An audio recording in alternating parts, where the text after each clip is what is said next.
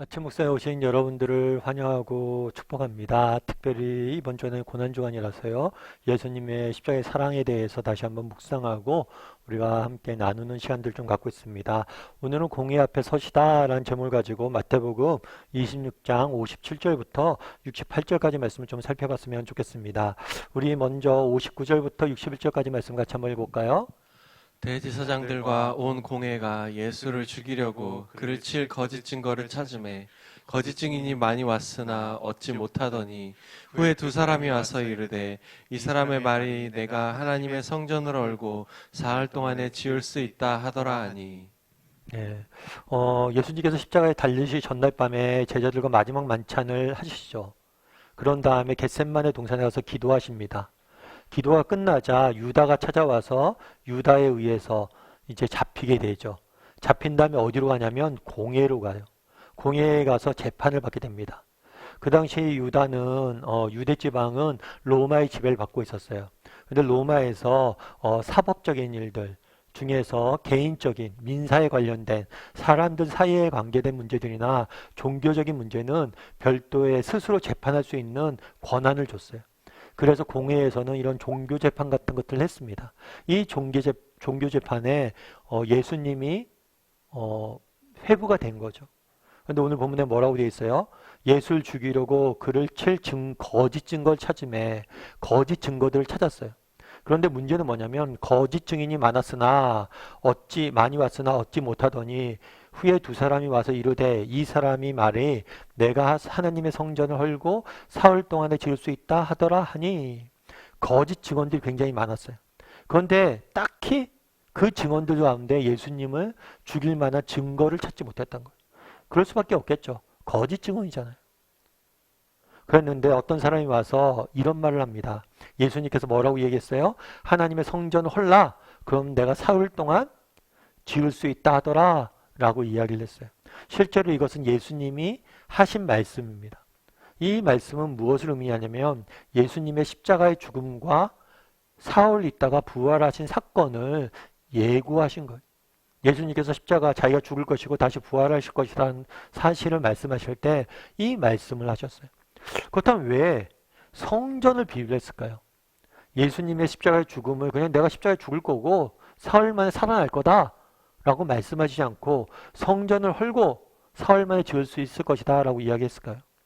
이것은 십자가가 갖는 의미에 대해서 보여준 말씀이에요. 성전은 어떤 곳이에요? 하나님을 만나는 곳이에요.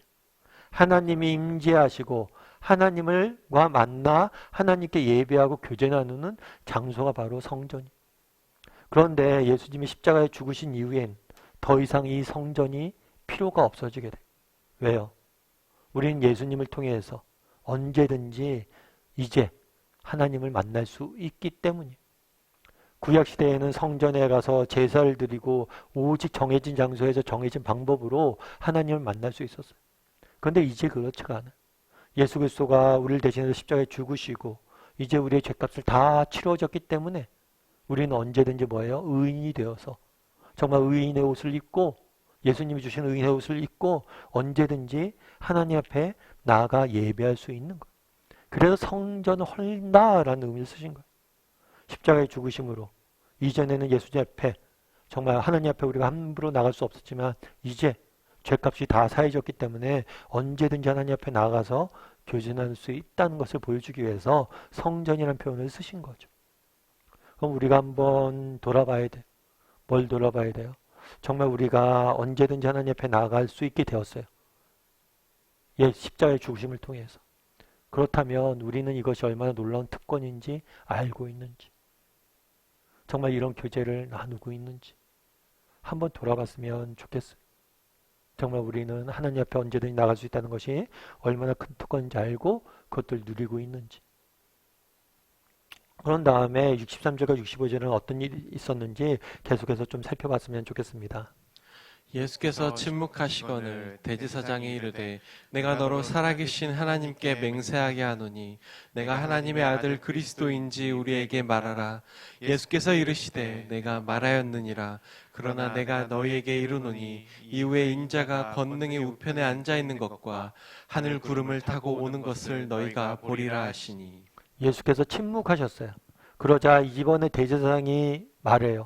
뭐라고 말하냐면 내가 너로 살아있는 하나님께 맹세하게 하노니 내가 하나님의 아들이신 그리스도인지 우리에게 말하라. 네가 하나님의 아들이냐? 라고 물은 거죠. 그럼 왜 이 질문을 했을까요? 이것은 알고 싶어서 궁금해서 물은 게 아니에요. 이 질문은 예수님을 함정에 빠뜨리기 위해서 물은 질문. 왜냐하면 그 당시에 유대인들은 신에 대한 경외감이 컸습니다. 그래서 함부로 하나님의 이름을 불러서도 안 돼요. 함부로 하나님 앞에 나아갈 수도 없어요. 그런데 자기가 하나님의 아들이다, 인간이 하나님의 아들이다 라고 말한 것은 엄청난 신성 모독이에요. 그래서 이 말에 질문에 대해서 예수님께서 예라고 대답을 하면 그를 신성 모독으로 죽이기 위해서 이런 질문을 한 거죠. 그랬더니 예수님께서 뭐라고 얘기해요? 내가 말하였느니라.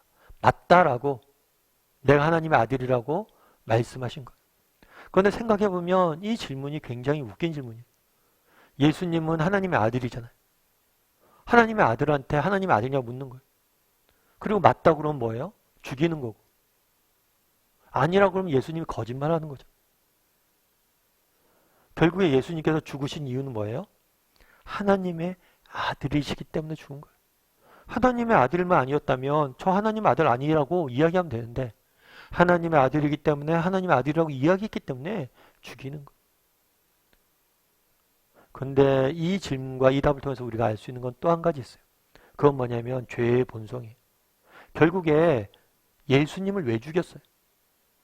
하나님의 아들이기 때문에 죽인 거예요. 결국에 죄의 본성은 뭐예요? 하나님을 하나님으로 인정하지 않는 거예요. 결국에 이게 모든 것의 뿌리예요. 그날의 대제사장들도 시기와 질투에 빠져서 예수님 백성들에게 인기를 얻으니까 자신보다 더 높은 권위를 갖게 될까봐 시기와 질투에 빠져서 예수님이 하나님의 아들이심을 인정하지 못하고 오히려 그분이 하나님의 아들이시기 때문에 나보다 더 큰 권위를 갖고 인기를 얻을까봐 그를 죽이는 모습들을 보게 되는 거예요. 결국에 죄의 본성은 뭐예요? 하나님의 하나님 되심을 인정하지 않는 거죠. 그런 다음에 예수님께서 이런 말씀하십니다. 내가 너희에게 이르노니 이후에 인자가 권능의 우편에 앉아 있는 것과 하늘 구름을 타고 오는 것을 너희가 보리라.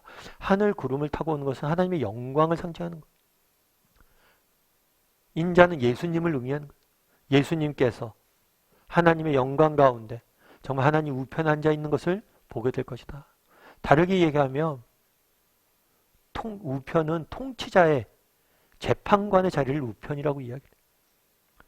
하나님께서 재판관의 자리에 통치자의 자리에 앉아있는 것을 너희가 보게 될 것이다 말씀하는 거예요. 오늘 본문은 공회에서 예수님을 재판받는 장면이 재판받으면서 예수님 뭐예요? 십자가에 뭐예요? 못 박는 형벌을 선언하는 자리입니다. 그런데 정말 재판장에 앉아야 될 사람은 누구예요? 인간이 하나님을 재판하고 있어요 지금. 그런데 정말 재판받아야 될 사람은 누구예요? 하나님이 인간이 하나님의 재판을 받아야 되죠. 완전히 거꾸로 된 거예요. 인간이 하나님을 재판받고 있는 거예요. 하나님이 재판받고 있는 거예요. 그런데 진정한 재판 누가 받아야 돼요? 인간이 받아야 돼요. 그럼 예수님께서 왜 지금 인간의 재판을 받고 있냐는 거예요. 인간을 대신해서 언젠가 우리 모두는 하나님 앞에 와서 심판받게 될 거예요. 그 심판을 대신 받으신 것. 정말 하나님 앞에 와서 우리가 언젠가 심판을 받아야 될 텐데 그 심판이 얼마나 무서운 심판인지 우리가 알아야 돼. 그날에 예수님께서는 대제사장의 재판을 받으셨어요. 왜 이 재판을 받으셨습니까? 인간을 위해서 인간을 대신해서 받으신 거예요. 언젠가 우리가 하나님 앞에 서서 받아야 될 재판을 대신 받으신 거예요. 이것이 얼마나 놀라운 사랑이고 은혜인지 알아야 돼요. 제가 아는 집사님 한 분이 그런 얘기를 하더라고요. 뭐 경찰서나 이렇게 한 번은 경찰서 갔다 왔는데 그런 얘기를 하더라고요. 목사님 경찰서 가서 경찰이 당신 뭐 했어? 그때 뭐 했어? 묻는데 너무 두렵고 떨리더라고요. 그래서 없는 죄도 생길 것 같다고. 정말 경찰서는 가볼 곳이 못 된다고. 마찬가지죠. 정말 재판정에 우리는 서본 일이 없을 거야 아마. 그런데 정말 재판정에 서면 그 권위가 말로도 할 수 없대요. 그런데 인간이 만든 그 재판정이 그런데 정말 하나님 앞에 나아가 우리가 언젠가 재판받아야 된다는 거. 이것이 얼마나 무서운 일인지 우리가 알아야 된다는 거예요. 얼마나 두려운 일인지 알아야 된다. 그런데 우리를 대신해서 예수님께서 뭘 하신 거예요? 오늘 재판받으신 거예요. 재판을 하셔야 될 분이 인간에게서 하나님이 재판받고 계시는 왜요? 우리를 대신해서. 얼마나 이런 아이러니가 어디에 있습니까? 예전에 제가 한번 말씀드렸던 것 같은데요. 박정원 씨라는 산악인이 계세요. 이 산악인 같은 경우에는 굉장히 유명한 산악인으로 많은 사람들의 이렇게 주목을 끌었죠. 특별히 이 분의 이야기가 굉장히 많은 사람들에게 주목을 끌었던 사건이 하나 있어요. 한 번은 이 히말라야에 있는 촐라체봉이라는 곳에 등반을 가게 됩니다. 등반을 가게 되는데 중간에 같이 간 동료 후배가 다치게 돼. 조난을 당하게 된 거예요.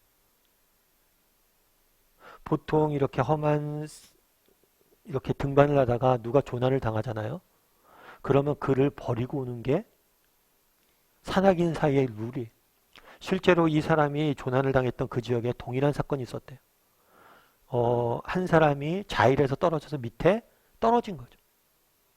그런데 같이 갔던 그 선배가 뭘 했냐면 그 자일을 잘랐어요. 그리고 그 사람을 버려두고 혼자 왔어요. 그런데 그때 자일을 잘려진 밑에 있던 사람이 뭐냐면 그 형의 동생의 친동생이. 친동생도 버릴 수밖에 없는 상황이었던 거예요. 왜냐하면 같이 살려다 보니까 죽을 수밖에 없으니까. 그런데 이 박정원 씨는 끝까지 이 동료를 살리려고 노력을 했습니다. 그래서 원래 돌아오기로 한 날짜보다 며칠 늦춰서 돌아왔어요. 결국에 후배를 구하고 돌아온 거죠. 그래서 대서특필이 된 적이 있어요. 이 얼마나 놀라운 사랑인가 라고 하면서 대서특필이 된 적이 있어요. 그런데 문제는 뭐냐면 이 과정 속에서 박정원 씨가 손가락 8개와 발가락을 다 동사에 걸려서 잘리게 돼. 남은 게 없어요. 손발가락이. 어쩌면 산악인으로서 그의 인생은 끝나게 된 거죠. 많은 사람들이 이 사람을 칭찬했어요. 위대한 사랑이다. 그런데 여러분들의 아들이 그 상황이 됐다면, 그리고 여러분들이 그 사람이라면, 과연 그렇게 하실 수 있어요? 여러분 아들이 박정원 씨고 그렇게 해왔다면 잘했다 칭찬할 수 있어요? 다른 사람을 위해서 자신의 인생을 버리는 거, 우리는 쉬운 일이라고 생각하지만 쉽지 않아요. 그런데 그날에 예수님께서 뭘 하셨어요?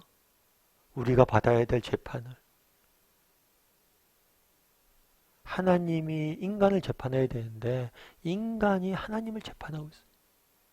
우리가 받아야 될 재판을 대신 받으시고 우리가 받아야 될 형벌을 대신 받으신 거예요. 우리가 한번 돌아봤으면 좋겠어요. 정말 우리가 받은 사랑이 얼마나 큰 건지. 우리는 글로 읽잖아요. 그래서 예수님께서 대신 죽으셨다라고 이야기해서 그런 거보다 생각하는데 그게 과연 쉽냐는 거.